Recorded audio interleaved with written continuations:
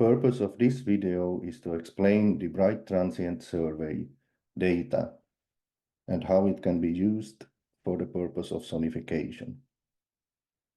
But before we get into the dataset, let me briefly explain what the ZTF Bright Transient Survey is.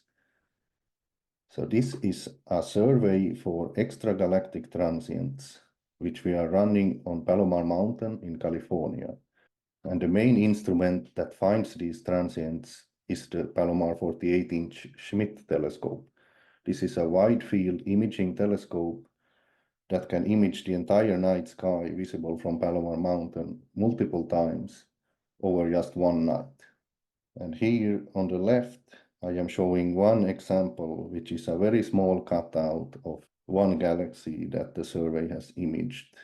And what you are seeing on the left is a new image, a recent one, maybe from yesterday. And in the center panel is a reference image taken perhaps 1 or 2 years ago. And what is done is we have computer algorithms that subtracts the reference image from the new image. And on the right hand panel, you can see the result of such a subtraction. And clearly, as indicated by the green crosshairs, there is some kind of residual there on the edge of this galaxy. So this is an extragalactic transient that has appeared. And what we do then is we go after these transients with a spectrograph to obtain a spectrum, which is shown on the bottom here. A spectrum measures the intensity of light as a function of wavelength. And this particular spectrum here shows very strong silicon-2 absorption features, which are characteristic of exploding white dwarf or a thermonuclear supernova. So the spectra allow us to know what kind of explosion we have found, in this case a supernova. And then over time, the imaging telescope, the 48-inch telescopes, it keeps imaging the sky, and we then collect what we call the light curve, which measures the intensity of light over time. The raw data used by our sonification code example looks something like this. So the first two columns on the left here are simply different designations or names for the transients that are part of the survey. The third column is an estimate of the discovery date when each transient was found. Then there is information about the coordinates of these on the sky in the RA and DEC, or right ascension and declination columns. Then we have the peak T column, which is the time of maximum light for each transient. And this is reference to a certain time, T0, let's say, which is indicated on the bottom right here as being 2,438 days ago. Then the next column contains information about the photometric filter used to measure the peak magnitude in the next column. So we have mainly R and G photometric filters in this survey. And those are simply measuring the total amount of light in two different wavelength ranges, roughly 4,000 to 5,000 angstrom for the G band and 6,000 to 7,000 for the R band filter. The peak mag column describes how bright each transient was at the time of its maximum brightness. This is in a logarithmic scale, and if you want to understand astronomical magnitudes, you can do a Google search to find the Wikipedia page for that, for example.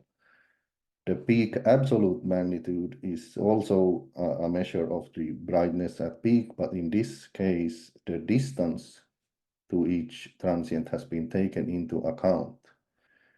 Intrinsic brightness, if you were observing them at the same distance. The duration is a measure of how long each transient lasts, which again, if you remember the light curve example, it would be something like measuring how long this particular light curve was brighter than half of its peak brightness, for example, which would be in this case roughly 15 days. Then we have a rise column and a fade column, which measures how quickly each transient rose to peak and faded from peak. The type column describes the spectroscopic classification for each transient. So there we have used the spectra to determine their specific supernova type. There are many types of supernova. The main two being supernova 1A, which are thermonuclear white dwarf explosions, and then all other types can be put into another group called core collapse supernova. These could be supernova type 2, type 1B, 2B, 1C, 2N, and so on. Then after that, we have the redshift column, which is a measure of distance, cosmological measure of distance, which can be converted into other units such as millions of light years or gigaparsec. Then the B column describes the galactic latitude, which is how far these transients are from the galactic plane. And the final AV column describes the extinction through our own galaxy for each transit. So now we have gone through all the information and the columns available in the data. Then the question is, which ones are useful or interesting for the purpose of sonification? Now, this is largely up to you to decide, but I can talk a little bit about the decisions we made. For example, in order to decide which instrument to use, we thought it would be very useful to use the different supernova types, since these naturally create groups. So for our demonstration video synced to Vanya's music, we chose 3 different instruments, one for exploding white dwarfs or thermonuclear supernovae, one for core collapse supernova as a whole, and then one for a group called superluminous supernova, which are a type of core collapse supernova, but they can be many magnitudes brighter and more long-lasting than the others. Some other columns that may be useful are, of course, the peak brightness columns, which may help you to decide the volume of your nodes, for example. The distance could be deciding the pitch of each node. You might use the rise and fade times to set the envelopes of filters in your synthesizer software, and so on.